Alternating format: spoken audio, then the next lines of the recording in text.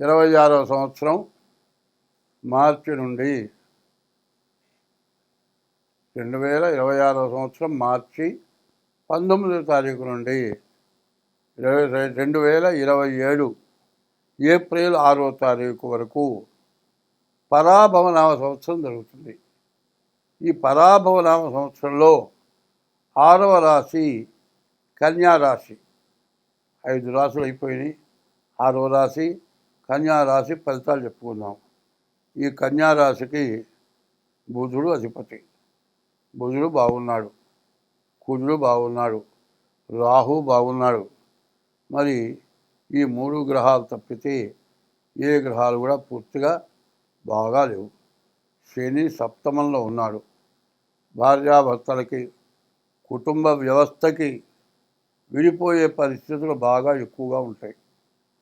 ఎక్కడ తొందరపాటు వచ్చినా, ఎక్కడ గొడవలు పెట్టుకున్నా మరి కుటుంబ వ్యవస్థ ఎవరి దారిన వాళ్ళు అయిపోతారు. అందువల్ల ఎప్పుడు కూడా కాపరం గుట్టు, రోగం రట్టు అన్నారు. ఏదైనా జబ్బు చేస్తే, ఏదైనా గడ్డో రాయో తగిలో, ఏ దెబ్బో తగిలో ఏదైనా బాధ వస్తే 10 మందికి చెప్పాలట. ఎవరో ఒక వైద్యుడు ఆ రోగం పోగొడతాడు. కాపరం గుట్టు, ఇంట్లో సంగతులు బయట ఎవరికీ చెప్పకూడదు. ఇప్పుడు ఇక్కడ ఏం జరుగుతుందంటే, ఆడవాళ్ళు ఒక చోట చేరారంటే వీళ్ళింటో గొడవలు, వాళ్ళింటో గొడవలు, వీళ్ళింటో ఇట్లా చెప్పుకొని ఊరు ఏకమైపోయి ప్రతివాడు కూడా గొడవ పెట్టి వాళ్ళ ఇంట్లో అట్లా అవుతా ఇట్లా అవుతా ఇట్లాంటివి చెప్పుకుంటారు. ఎప్పుడు కూడా మానవ జన్మ యొక్క లక్షణం ఏంటంటే ఎవరిని విమర్శించడం పద్ధతి కాదు. ఏదన్నా సమస్య వచ్చి వాడు బాధ తట్టుకోలేక మనతో చెబితే మనం ఏం చేయాలి? వాళ్ళు విడిపోయేటట్టుగా మనం చేయకూడదు. వాళ్ళకి నచ్చజెప్పి వాళ్ళిద్దరూ కలిసి ఉండేట్టుగా, పిల్లల కోసం మీరు బతకాలి. పిల్లల్ని కన్న తర్వాత భార్యాభర్తలు విడిపోవటం చాలా తప్పు. కాబట్టి ఇట్లా చేయొద్దు. ఎన్ని కష్టాలు పడ్డా కూడా పిల్లలు అన్యాయం అయిపోతారు. తల్లి లేకపోయినా, తండ్రి లేకపోయినా ఇబ్బంది. తండ్రి వెళ్ళిపోయి వేరే పెళ్లి చేసుకున్నాడు అనుకో, తల్లి పెళ్లి చేసుకోకుండా ఉండి పిల్లల్ని చూసినా కూడా తండ్రి బాధ్యత పిల్లలకు రాదు. ఇంట్లో వరకు తల్లి చూస్తుంది, బయట పిల్లలు ఎట్లా ఉన్నారో తండ్రి చూస్తాడు. అదే తండ్రి హయాంలో పిల్లలు ఉన్నారనుకో, బయట ఎట్లా ఉన్నాడో చూస్తాడు కానీ ఇంట్లో పిల్లలకి తిండి గుడ్డ మరి ఇంట్లో కావాల్సినవన్నీ తండ్రి చూడలేడు. కాబట్టి భార్యాభర్త ఇద్దరు సక్రమంగా ఉండాలి. పిల్లల్ని జాగ్రత్తగా చూసుకోవాలి. పిల్లలు ఇప్పుడు అనాథ శరణాలయాలకు వెళ్తున్నారు ఎక్కువ మంది. ఇట్లా వెళ్ళటానికి కారణం ఏంటంటే, పెళ్లి చేసుకొని ఏదో సమస్యతోటి గొడవ పెట్టుకొని మరి కోర్టుకెక్కి పిల్లల్ని అన్యాయం చేసి విడబడిపోతే మరి పెద్దవాళ్ళు, ఆ పిల్లవాడి నాయనమ్మ మరి తాత ఉన్నారు, వాళ్ళు ఎంతో జాగ్రత్తగా చూస్తారు. ఇక చివరికి చూడలేక అనాథ శరణాలయాల పాలన చేస్తారు. మరి ఇట్లాంటివి జరగటం మంచిదేనా? మంచిది కాదు. ఈ అనాథ శరణాలయాలకు వెళ్ళకూడదు. తల్లిదండ్రులు వృద్ధాశ్రమానికి, కన్న పిల్లలు అనాథ శరణాలయాల పాలు కాకూడదు. ఇట్లా చేసినట్లయితే వివాహ వ్యవస్థ వల్ల చాలా పాపం చేసుకున్నట్టు. ఎందుకంటే ధర్మపత్ని అన్నారు. భార్య ధర్మానికి ఉపయోగపడేది భార్య, భర్త ధర్మాన్ని భరించేవాడు భర్త. వీళ్ళిద్దరు కూడా ధర్మమైన మార్గంలో ఉండి పిల్లల్ని జాగ్రత్తగా చూసుకొని, మరి పరాయింటి నుంచి వచ్చినటువంటి ఆడపిల్ల అత్తమామల్ని తల్లిదండ్రులాగా చూసుకొని కుటుంబ వ్యవస్థ బాగా ఉంటేనే ఏదైనా బాగుంటుంది. లేకపోతే సమస్యలు అయిపోయి చాలా ఎక్కువ అవుతాయి. ఇందులో రాహుకేతువుల మధ్యలో గ్రహాలు పడ్డాయి. కాలసర్ప దోషం ఉంది. మరి కుజుడు 6 మరి కాలసర్ప దోషం. మరి శుక్రుడు 7 ఉన్నాడు. అయితే శుక్రుడు బాగాలేడు, శని బాగాలేడు, రవి బాగాలేడు, గురువు బాగాలేడు.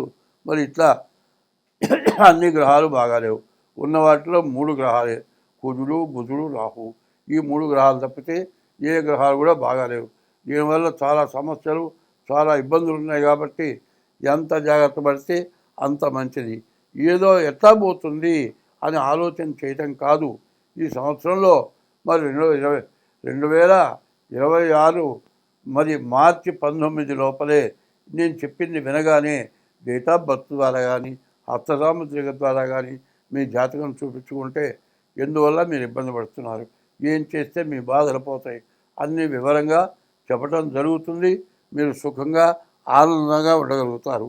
అట్లా కావాలనుకుంటే మా ఫోన్ నెంబర్ ఉంది 6300061241. ఇంకో నెంబర్ ఉంది 7801071946. ఈ 2 నెంబర్లలో ఏ నెంబర్కి ఫోన్ చేసినా నేను మాట్లాడి మీ జాతకం చెప్పడం జరుగుతుంది. కొద్దిగా ఫీజుకు వేయాలి, ఫీజు ఇచ్చి మీ జాతకం చెప్పించుకుంటే మంచిది.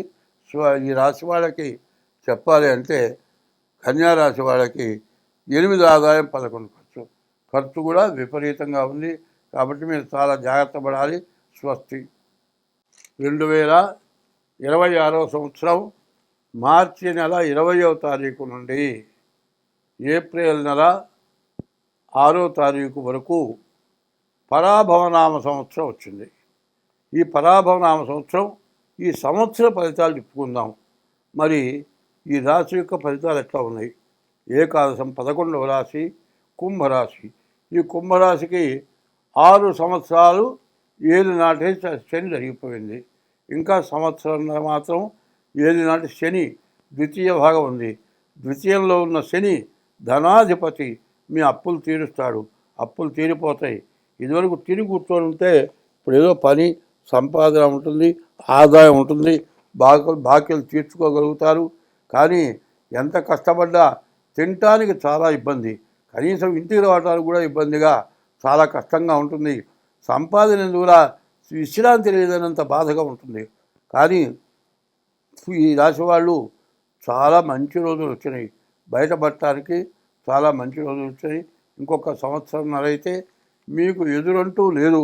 ఇంతకుముందు మీరు పడ్డ బాధలు అనుభవం అనేది చాలా ఉంటుంది. రూపాయి విలువ తెలుస్తుంది.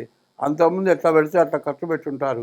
ఇప్పుడు మాత్రం ప్రతి రూపాయిని జాగ్రత్త చేసుకొని జాగ్రత్త పడే లక్షణాలు బాగా ఉంటాయి. ఈ రాశి వాళ్ళకి చెప్పాలి అంటే గురువు బాగున్నాడు, శని బాగున్నాడు, శుక్రుడు బాగున్నాడు. శని, శుక్రుడు, గురువు. విద్య, ఉద్యోగం, విదేశీయానం బాగుంటుంది. భార్య అనుకూలత అవుతుంది. శని ద్వితీయంలో ఉన్నాడు. శని వల్ల ధనం కాపాడబడుతుంది. వచ్చిన ధనాన్ని బాకీలు తీరుస్తారు. మీరు అన్ని విధాలా బాగుపడతారు. కానీ రాహుకేతువుల మధ్యలో గ్రహాలు పడ్డాయి. డబ్బులు కనబడుతూ ఉంటే ఆడవాళ్ళకు ఒక కోరిక కలుగుతుంది. ఏమిటంటే కనీసం ఇన్నాళ్ళ నుంచి చాలా కష్టపడ్డాం, ఒక్క చీరన్నా కొనుక్కోలేదు, లేకపోతే ఒక వస్తువున్నా కొనుక్కోలేదు అనేటువంటి ఆశ వల్ల వాళ్ళు అసంతృప్తిగా పడే లక్షణాలు బాగా ఎక్కువగా కనబడుతున్నాయి. దాని నుంచి కోలుకుంటానికి వాళ్ళని కూడా మనిషిగా తీసుకొని వాళ్ళకి కావాల్సిందేదో ఇప్పించి వాళ్ళకి సంతోషం కలిగేటట్లుగా చేసి మీరు ది డేట్ ఆఫ్ బర్త్ ద్వారా తప్పనిసరిగా జాతకం చూపించుకోండి. మీరు ఉన్న దోషాలు సమస్తం పోయి మీరు అన్ని విధాలా సుఖంగా ఉండటానికి వీలైనటువంటి పరిస్థితి చేకూర్చగలవు. తప్పనిసరిగా మీరు డేట్ ఆఫ్ బర్త్ ద్వారా మీ జాతకం చూపించుకోండి, మీకు అన్ని విధాలా బాగుంటుంది. కుంభరాశికి 2 ఆదాయం 8 ఖర్చు. ఖర్చు ఎక్కువ ఉంది. ఖర్చు అంటే మరి జమబడే ఖర్చు. ఇదివరకేమో దండగమారి ఖర్చు, ఇప్పుడు బాకీలు తెచ్చి బయటపడే ఖర్చు. కాబట్టి కష్టం ఉంటుంది కానీ బాకీలు తీరుతాయి. మరి మీరు సుఖంగా ఉండాలి అంటే ముందు డేట్ ఆఫ్ బర్త్ ద్వారా జాతకం చూపించుకోండి. స్వస్తి.